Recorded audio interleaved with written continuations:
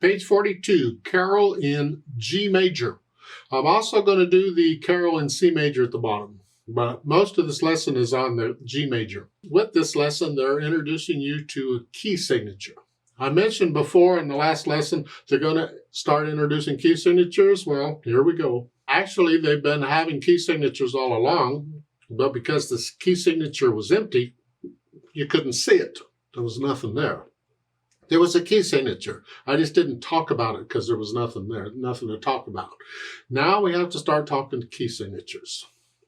If you look at this piece, Carol in G major, you'll see at the beginning, after the clef sign, there is a key signature. Sharps.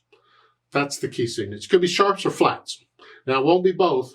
You get one or the other, but it could be whatever. And you can have up to 7 of them, up to 7 sharps or up to 7 flats. Just relax, have some coffee. It's okay. We'll get there.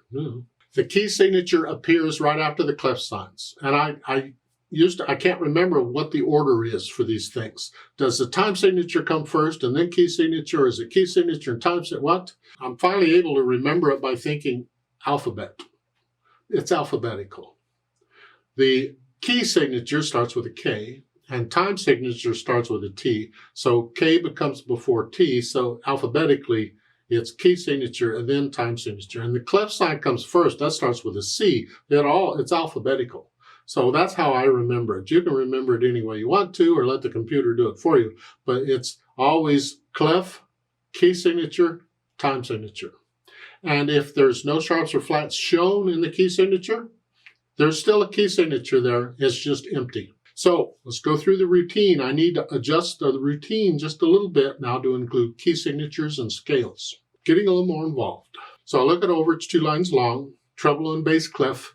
Now I have to look at the key signature and consider that. There's 1 sharp, so it's in the key of G major. So I need to go to the scale video and do G major scale. 1 octave up and down is fine.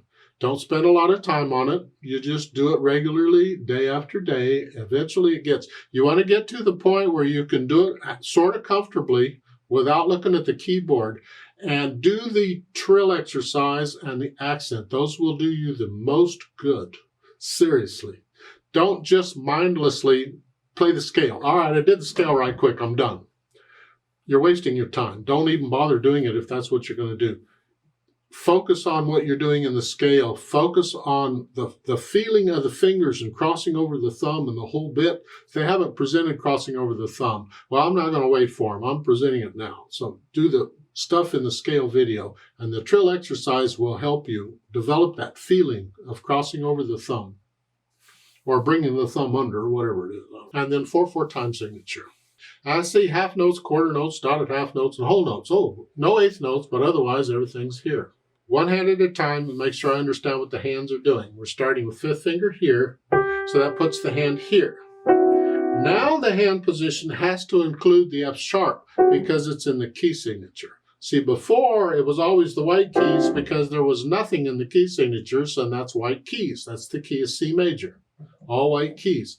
Well, here it's G major, so I have to have F sharp. That's the hand position. So all the Fs in the piece are automatically played F sharp. No matter where they are, automatically played F sharp. So it's 1, 2, 3, 4, 1, 2, 3. 1, 2. Get the idea? I'm playing F sharps everywhere. There's only 1, but if there were others, I'd play F sharps. Left hand, they want 2nd finger here. That puts the hand here. And there's no F in this position, so these are all white keys. 1, 2, 3, 4. 1. Well, so much for the left hand. Then put them together with this in the 3rd measure. Where they're playing together, you're here, and then here, and here. So I make sure the hands are working together okay. Then I go over it carefully, remove any hesitations, and then I'll think about the articulation. Here it's the slurs. You're going to connect each line all the way through and then lift up before you go on. Well, you have to lift up at the end of the 1st line to go to the 2nd because it's the same note. But this is a little longer silence. It's like taking a breath.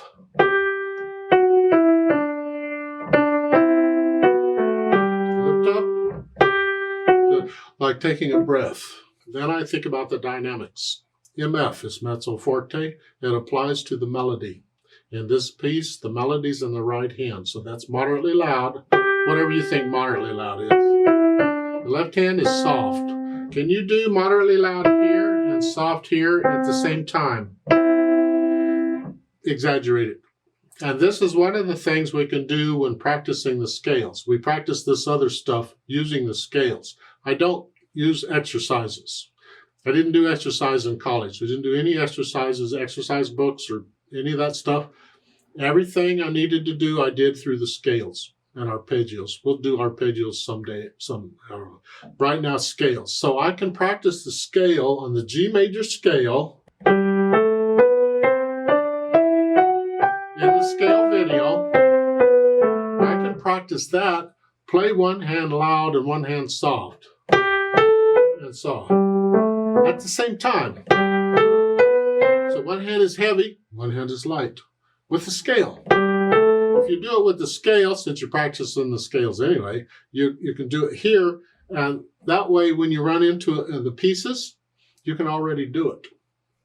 Then switch it in the scale and play the other hand loud. And so this is soft. At the same time,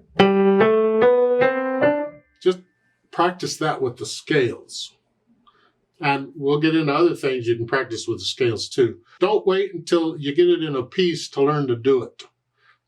That's putting the tail before the horse, the cart before the horse. Something before something that ain't supposed to be there. Do this stuff with the scales, and then when you run into in the pieces, you just do it.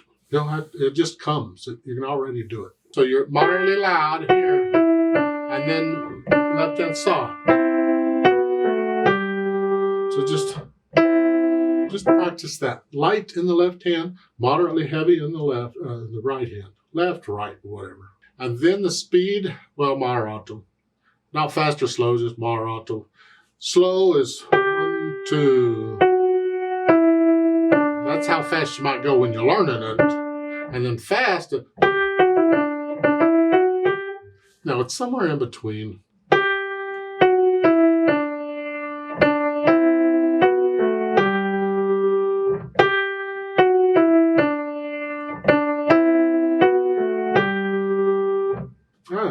That's how I might do it now. You look down at the Carol in C major. It's the same song, but it's in the key of C major. C major has no sharps or flats. It's all the white keys. That way, when you look at the beginning of the line, you have the clef sign, and then you have time signature. Well, there is a key signature there, but it's empty. There's no sharps or flats to show, but it's there.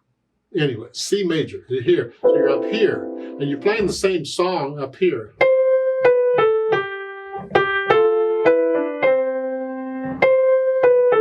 In C major instead of G major.